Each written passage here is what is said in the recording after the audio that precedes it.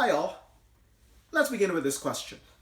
If Jesus calls his followers to suffer, why would anyone want to become a Christian? Sure, everyone wants a guaranteed spot in heaven, but is it really worth the inconvenience? Is heaven worth suffering what seems like hell on earth? For that matter, some of you might be wondering if there really is a heaven, or if this life is all there is.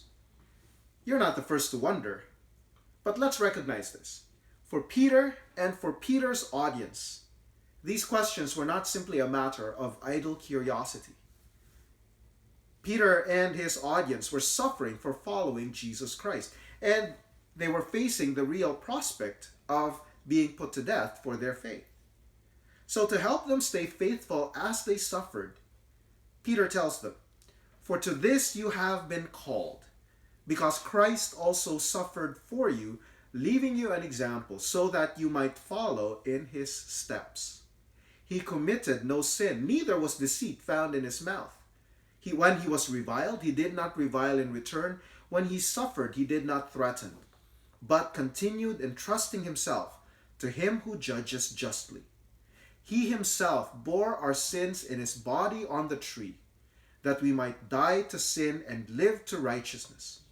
By his wounds you have been healed. For you have been straying like sheep, but have now returned to the shepherd and overseer of your souls." Now, the first thing we must recognize is that no one really wants to follow Jesus.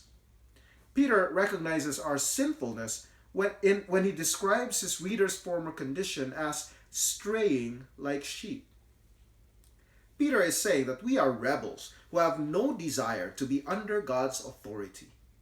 And the ultimate expression of man's rejection of God is the crucifixion of Jesus Christ. So it would take nothing less than a miracle for anyone to become a follower of Jesus. And faith in Jesus is nothing less than a miracle that God brings about. Peter reminds the believers that they are followers of Jesus Christ because they have been called by God. This call of which Peter speaks is not a mere invitation that one can choose to accept or reject. It is rather an effectual call that overcomes our determination to reject God. Peter had described the believers earlier in chapter 1 as elect exiles according to the foreknowledge of God the Father in the sanctification of the Spirit for obedience to Jesus Christ and for sprinkling with his blood. In that passage, Peter implies that conversion is grounded in the triune God's eternal determination to save us through the atoning work of Jesus Christ. God's determination to save is accomplished in time when he causes us to be born again. We are made alive by God's powerful work, and we are drawn to Jesus Christ. God, by his Spirit, enables us to see the all-surpassing greatness and beauty of Jesus so that we would put our trust in him. In short, it's not that we wanted to become Christians. God graciously rescued us from our foolish pursuit of vanity, restoring us to the shepherd and overseer of our souls.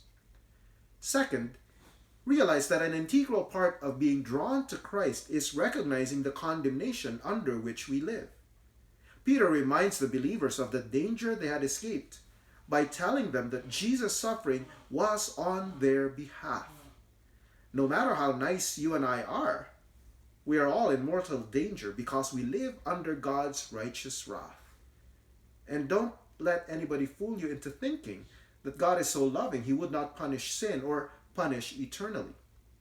The entire biblical account is emphatic that God will indeed punish sin forever, precisely because he is loving. If that were not the case, then why would the eternal Son of God who became man have to suffer the way he did?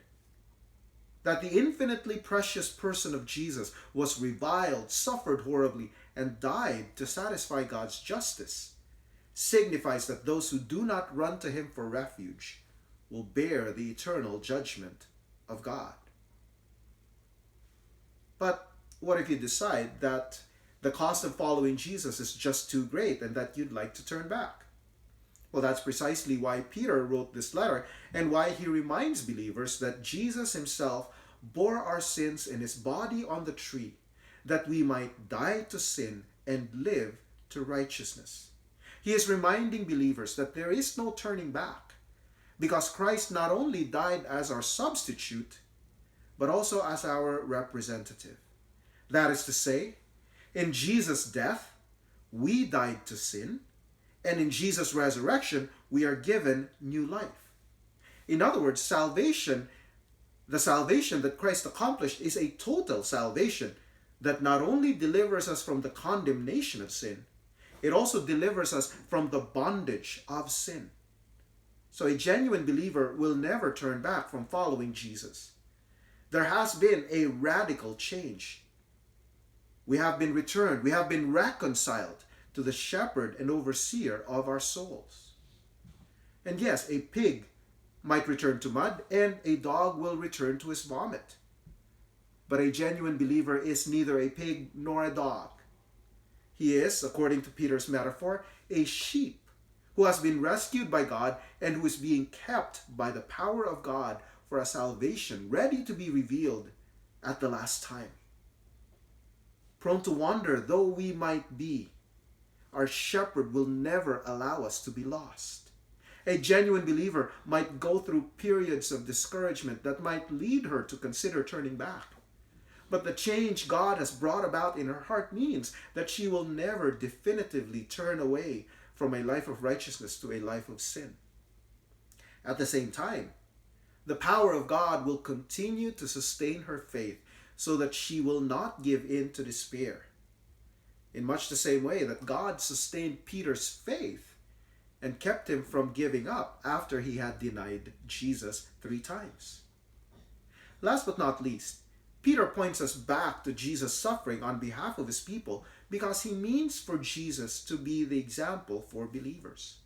The life of Jesus is the paradigm for our own life.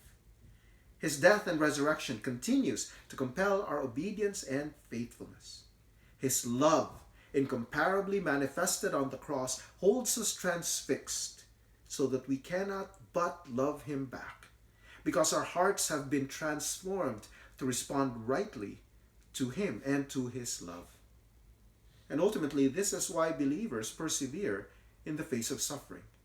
It is a truth powerfully expressed by Paul in these words: "For the love of Christ controls us, because we have concluded this, that one has died for all, therefore all have died, and he died for all, that those who live might no longer live for themselves, but for him who for their sake died and was raised." The infinite love of Christ for us compels us to live for him to the end, regardless of the cost.